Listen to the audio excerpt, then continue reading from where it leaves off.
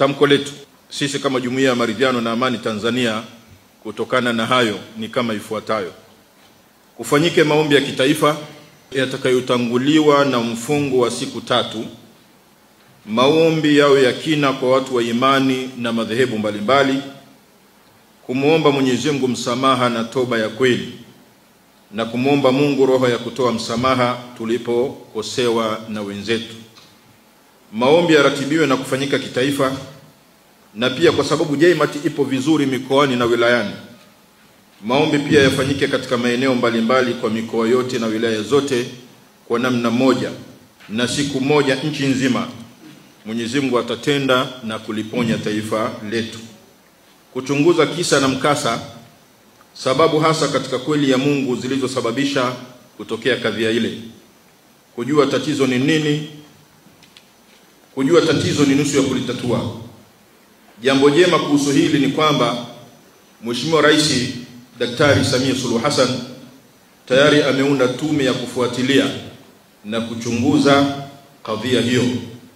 Sisi kama JMAT tunaunga mkono na tuna imani na tume hiyo pamoja na wateuliwa wake wote.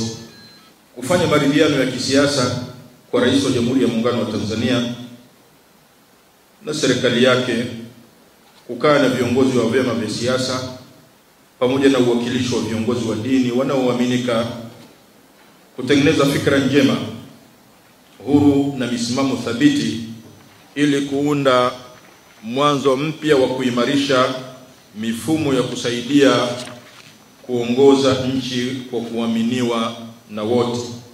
Kujenga umoja wa kitaifa kwa kushirikisha jamii katika mchakato, hasa vijana na wanasiasa.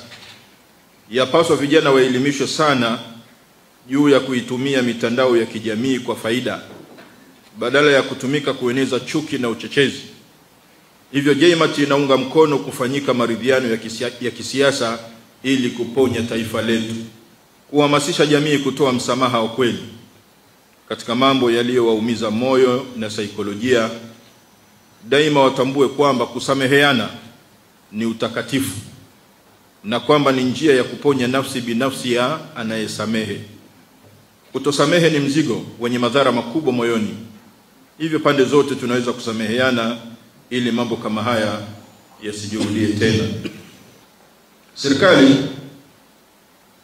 ichukue hatua za makusudi kubaini raia halali wa nchi hii na wageni wanaoingia kila kukicha ili kutambua nia na madhumuni yao, kwa sababu inaonekana kwamba baadhi ya wageni pia walishiriki katika jambo la kuidhuru nchi yetu ya Tanzania. JMAT inalaani matamko yoyote yanayoashiria shari na uhasama dhidi ya serikali na viongozi wake, viongozi wa dini na wananchi kwa ujumla, ikiwa ni pamoja na lugha zisizofaa kama vile kukatana vichwa au uchochezi wa chuki na uhasama kati ya watu wa dini kuu mbili nchini. JMAT inawasihi na kuwaomba Watanzania, hasa vijana, waone uzito wa yale yaliyotokea tarehe 29 mwezi wa 10 2025 na namna yalivyoligharimu taifa. Hivyo tunawasihi kwa jina la Mwenyezi Mungu muumba wa mbingu na ardhi kutoshiriki tena katika yale yanayosemekana kupangwa kufanyika tarehe 9 Desemba, ambayo ni siku ya heshima kwa taifa letu, siku tuliyopata uhuru. Kufanya hivyo pia ni kujivunjia heshima wenyewe na taifa kwa ujumla.